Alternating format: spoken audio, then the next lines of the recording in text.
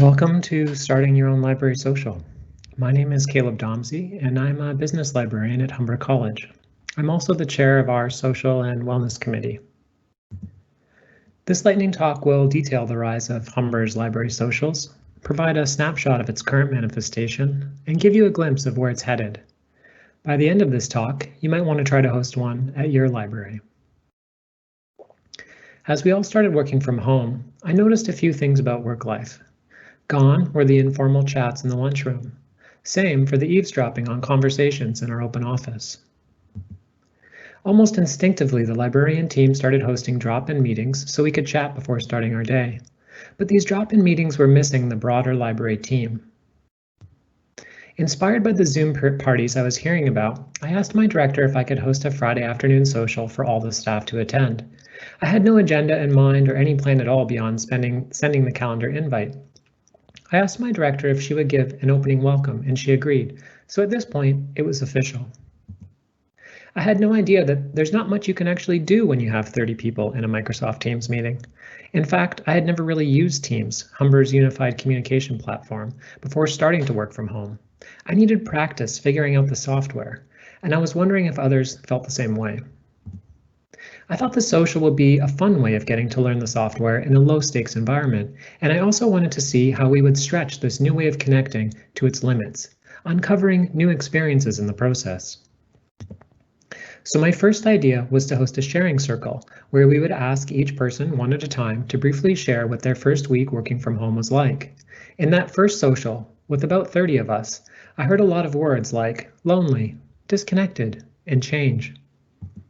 So I knew that we had to do this again. In fact, I emailed the social and wellness team after the first social to say something like, "This is our moment."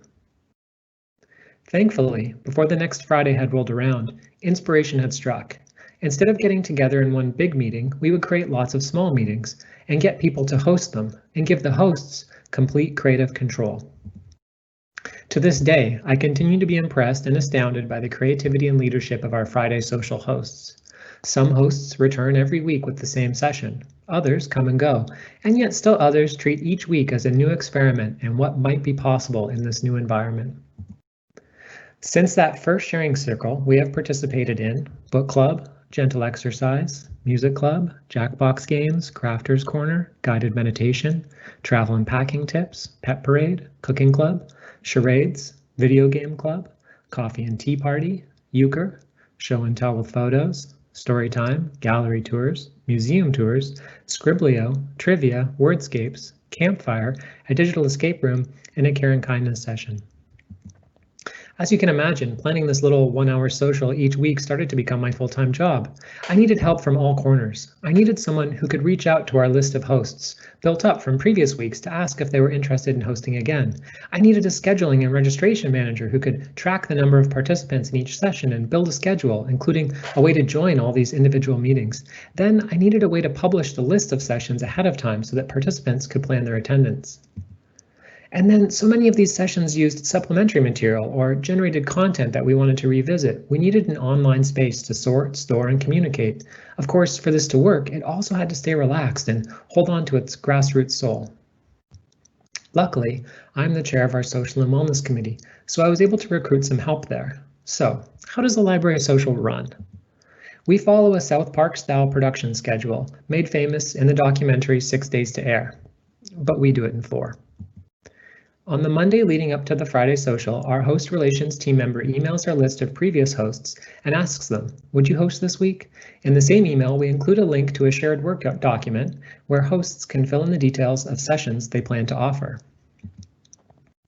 On Monday, our schedule and registration team member makes a copy of the previous week's schedule and registration. Then they clear the sheet to prepare it for the coming Friday. Using the same sheet means we never have to update the sharing settings or generate new links. Using an Excel sheet that 30 people can edit has its drawbacks, but we've solved most of them. Tuesday and Wednesday go by quickly while we hope that hosts are adding sessions to the shared Word document. On Thursday morning, our host relations team member makes a final plea to our email list of hosts. Then, at 10 a.m., our schedule and registration team member takes the list of sessions and populates the schedule. After the schedule and registration is set up, our communications team member writes a blog post that includes all the session descriptions. Then at noon, this team member sends out an email to all the library staff to let them know that registration is open. After the sign-up email is sent out, the host relations teammate sends an email to our hosts with directions on how to create an empty Teams meeting and generate a link to it. Then our hosts create those links and add them to the Excel document. This way we don't need to manage calendar invites and participants can change their mind at the last second. After the sign-up email goes out, the participants head to the Social and Wellness website to sign up. Then on Friday at 2, we jump into our sessions. Sessions typically run for 30 minutes, and then we give people a 5-minute break to get to the next session. After the social ends, our host relations teammate holds an optional debrief meeting for our session hosts. Here is where we share what worked and what didn't. This debrief is a hotbed of new ideas for the next social. So, after 10 library socials, what are we doing now? The sessions have started to evolve. Cooking Club now takes place outside the social, as does trivia. In fact, as we get deeper into summer, we plan to slow the socials down to 1 or 2 a month, but let the other activities branch off into their own days and times. It has been truly wonderful to see the seeds we planted in these socials growing up into their own events. But the really amazing thing about the socials is that we have seen new sides of each other. The socials are a window into our passions, hobbies, and experiences, a place and space to get to know each other, not just as library folk, but as people. Thank you.